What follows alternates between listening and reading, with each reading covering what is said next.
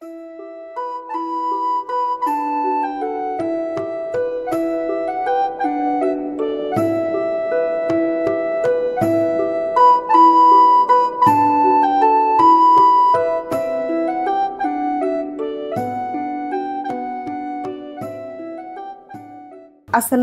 আলাইকুম। আমি ফাহমিদা রুমকি। আমার চ্যানেল 3A ব্লগে আপনাদেরকে আরো একবার স্বাগতম। যেখান থেকে আমার এই ভিডিওটি দেখছেন, আশা করছি আল্লাহর রহমতে সবাই ভালো আছেন।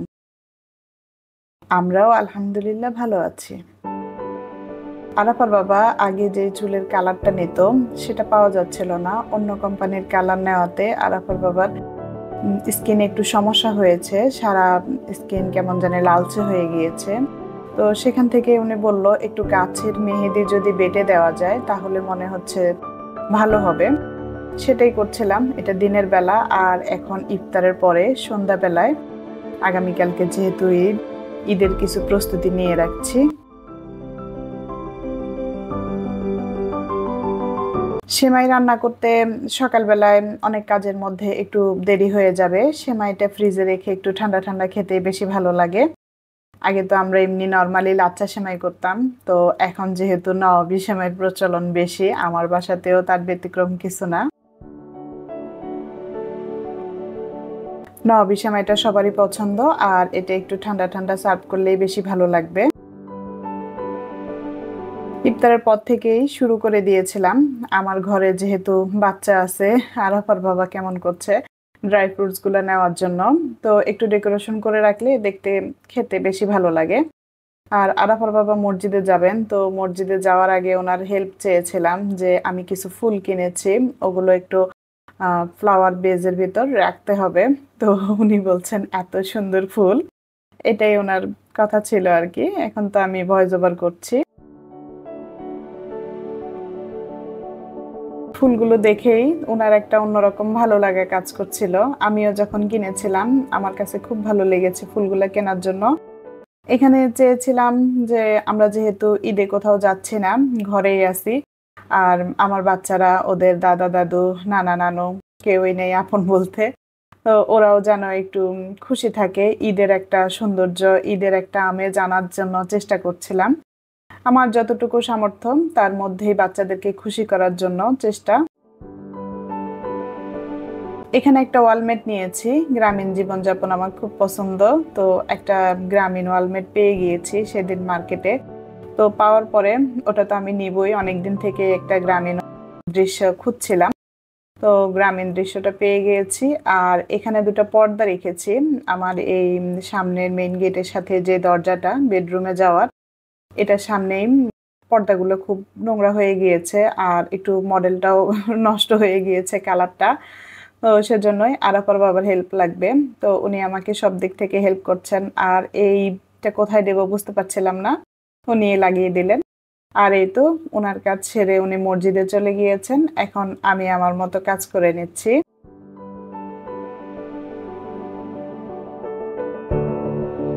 ঘর দোরের কাজ, ঘর গোছাতে তো আমার বেশ ভালো লাগে। তারপরেও যেহেতু ঈদের জন্য একটু অন্যরকম করে গুছিয়েছি। আর যারা আমার পুরান ভিডিও দেখেন তারা হয়তো এখন বলতে পারেন যে ওনার সোফাগুলা, হ্যাঁ আমি সোফাগুলো পরিবর্তন করেছি। তো সেটা ঈদের আগে আর আপনাদেরকে দেখাতে পারিনি, তখন আসেনি, আর ঈদের আগের দিনই এসেছে। এই তো আমি আমার যতটুকু সামর্থ্য তার মধ্যে সাজিয়ে নিলাম ঘরটা। ওদিকে চাঁদ রাতে ঈদের গান না শুনে তো ভালো লাগে না, গান চলছিল।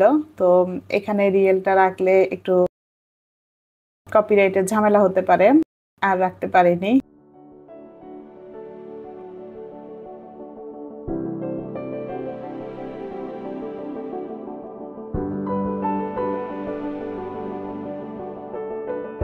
আইপিএস এর ওই কোণাটা সবসময় অন্ধকার হয়ে থাকতো। তো আমি চেয়েছিলাম যে ওখানে যদি ল্যাম্পশেডটা দেওয়া হয় তাহলে হচ্ছে আলোকিত হয়ে থাকবে।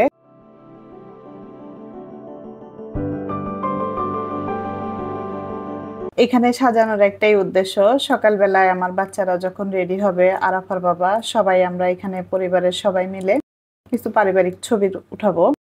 তো সেখানে যেন বসতে দেখতে ভালো লাগে, বাচ্চাদের মাঝেও ঈদের একটা আমেজ কাজ করে। তাই সাজানো যতটুকু পেরেছি আমার সাধ্যের মধ্যে। আর পর্দাটা সোফার কাভারের সাথে মিলে গিয়েছে। সেই সাথে ঘরের লুকটাও অসাধারণ লাগছিল। আমার কাছে তো বেশ ভালো লাগছিল। আপনাদের কাছে কেমন লাগছিল? আমার সাজানোটা কেমন হয়েছে আপনারা চাইলে আমাকে কমেন্টের মাধ্যমে জানাতে পারেন।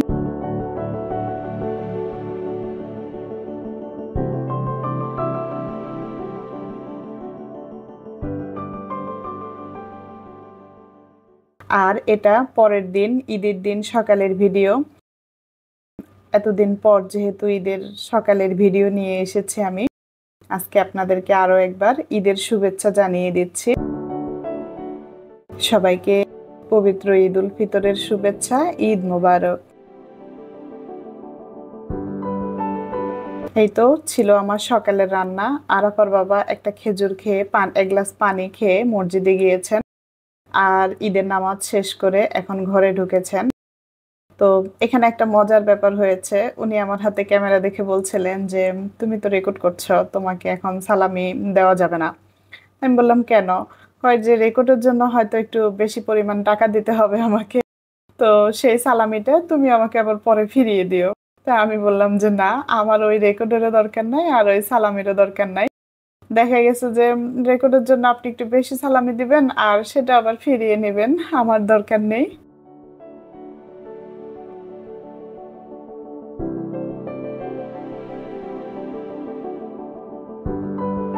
এই তো সকালবেলায় যা রান্না করেছি সবকিছু থেকে একটু একটু দিলাম। আর এদিকে আমার মেয়ে সব আলাদা আলাদা খাবে। তো ওকে আলাদা বাটিতে সস দিয়ে দিলাম।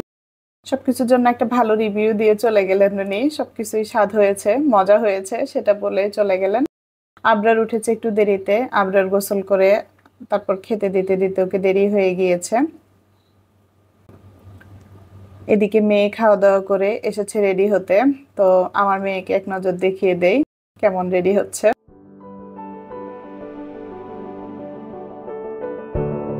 মাশাআল্লাহ, আমার আরাফাকে এত সুন্দর লাগছিল। সব বাবা মায়ের কাছে তার সন্তানকে সুন্দর লাগে, এটাই স্বাভাবিক। আমার মায়ের কাছেও আমি সেরা ছিলাম। আর আরহান তো আছেই। আরহান বুঝতে পেরেছে আজকে কিছু একটা। তো খুব খুশি। আর এখানে বসে আমরা সবাই এখন কিছু ছবি তুলবো। তারপর হচ্ছে বেরিয়ে যাব। এই তো বাসা থেকে বের হয়ে গেলাম।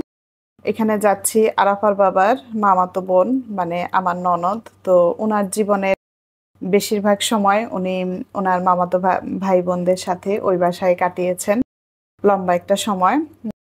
আমার বিয়ের পরেও আমি ওনাদের সঙ্গে বেশ কিছুটা সময় কাটিয়েছি। তারপর তো নিজের সংসারে চলে এসেছি।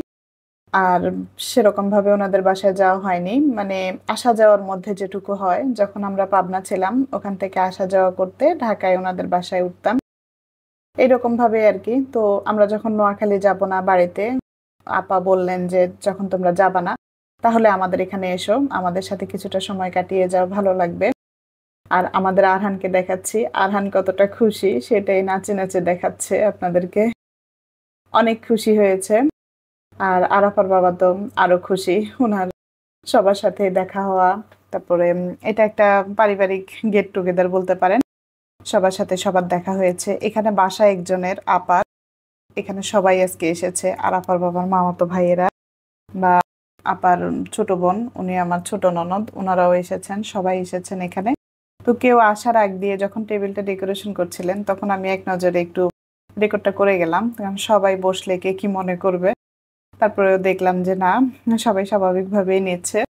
এই যে চেটেপুটে খাচ্ছেন, উনি আমার ছোট ননদের জামাই, ছোট দুলাভাই। মাশাআল্লাহ, উনি সুন্নত করে খেয়ে নিলেন। আর আরাফার বাবা আমাকে নিয়ে হাসছিলেন এখানে। এখানে আমাকে ভিডিও করতে দেখে সবাই জিজ্ঞেস করছিলেন আমার চ্যানেলের নাম কি, আমি কি রকম ভিডিও করি। তো বললাম, এই তো দেখতে পাবেন যখন এডিট করে ছাড়বো, আপলোড দিব, তখন দেখতে পাবেন আমি কি রকমের ভিডিও করি। এই তো সবাই মিলেমিশে খাওয়া দাওয়া করে নিচ্ছে। আপা এখানে দই বানিয়েছেন, ওই যে আইসক্রিমের কোটা দেখতে পাচ্ছেন ওটাতে আপা নিজের ঘরেই দই বানিয়েছেন। মাশাল্লাহ এত সুন্দরভাবে দইটা জমেছে, সবার খাওয়া দেখে নিশ্চয়ই বুঝতে পারছেন। এটা আমার খাওয়াটুকু আমি আস্তে করে রেকর্ড করে নিলাম, তবে অতটা ভালো রেকর্ড করতে পারিনি কারণ আমার পাশে আরহান ছিল, ও দুষ্টুমি করছিল, ওর জন্য একদিকে খাওয়া আরেকদিকে রেকর্ড করা হচ্ছিল না। এইদিকে আরো এসেছে, আমার বড় ভাসুর এসেছে, বড় ভাসুরের মেয়ে, মেয়ের জামাই, আর নাতনিরা তো আছে সালামি নিয়ে। এই যে একটা ছোট্ট পরী, এটা আমার ভাসুরের মেয়ের ঘরের নাতনি হয়। এর সাথে আরেকজন আছে, এরা দুই বোন যমজ, একজন ওমায়রা একজন ওরাইশা, কিন্তু আমরা আসলে ওদেরকে ধরতে পারি না কোনজন ওমায়রা আর কোনজন ওরাইশা। ওর পরিবারের লোকজনই বুঝতে পারে, আমরা তো দূরে থাকি, হঠাৎ করে দেখলে চিনতে পাবো না। এই যে দুইজনকে একসাথে পেয়েছি। এখন বারবার রিকোয়েস্ট করছিলাম আগের মতো একটা নাচ দেখাও তো, রাজি হচ্ছিল না। পরে যখন ওর আম্মু বলল আর রাজি হয়ে গেল। মাশাআল্লাহ এত ভালো লাগছিল ওদের নাচ।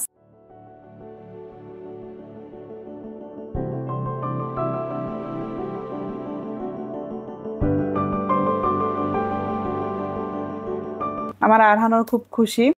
তো এখানে সবাই বসে খাওয়া দাওয়া শেষে একটু গল্প করে নিচ্ছে।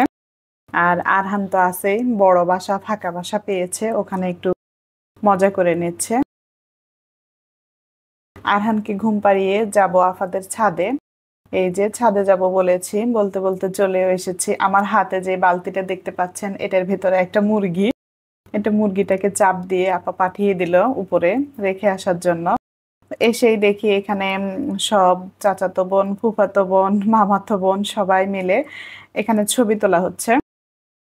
আমি আমার রেকর্ডের জন্য একটু ভিডিও করে নিলাম, কারণ আমি তো সবাইকে দেখি, আবার অনেক বাধা বিপত্তির মধ্যে থেকে আর কি রেকর্ডটা করছিলাম। আর এখানে একটা সিঁড়ি দেখতে পেয়ে আবরার উঠে যাচ্ছিল বারবার, সাথে একটা দোলনাও আছে, দেখলাম বাচ্চারা খেলছে। আপার বাসার ছাদটা বরাবরই আমার বেশ ভালো লাগে, এখানে গাছগাছালি লাগিয়েছেন আপা, তার পাশাপাশি মুরগিও আছে। এগুলো আসলে আপার ছেলেরা করতো, এখন বর্তমানে ছেলেরা নাই, ওরা স্টুডেন্ট ভিসাতে বাইরে গিয়েছে, বাসায় কেউই নাই, সবকিছুই আপা দেখাশোনা করে। আপার বাসার আকাশ বাতাস দেখাতে দেখাতে ওদিকে দেখছিলাম।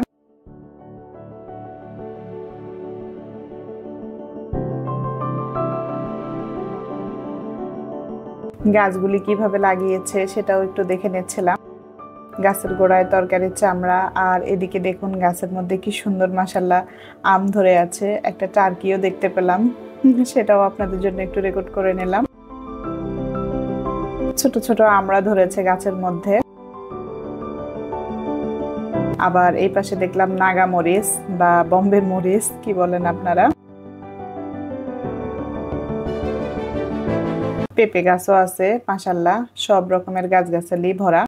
এদিকে দেখলাম আবার বাচ্চারা লাইন ধরেছে কেন প্রথম বুঝতে পারছিলাম না, পরে বুঝলাম যে আমার ভাসুরের মেয়ের ঘরের যে জামাই সবাইকে ঈদ সালামি দিবে, তাই সবাই লাইন ধরে আছে।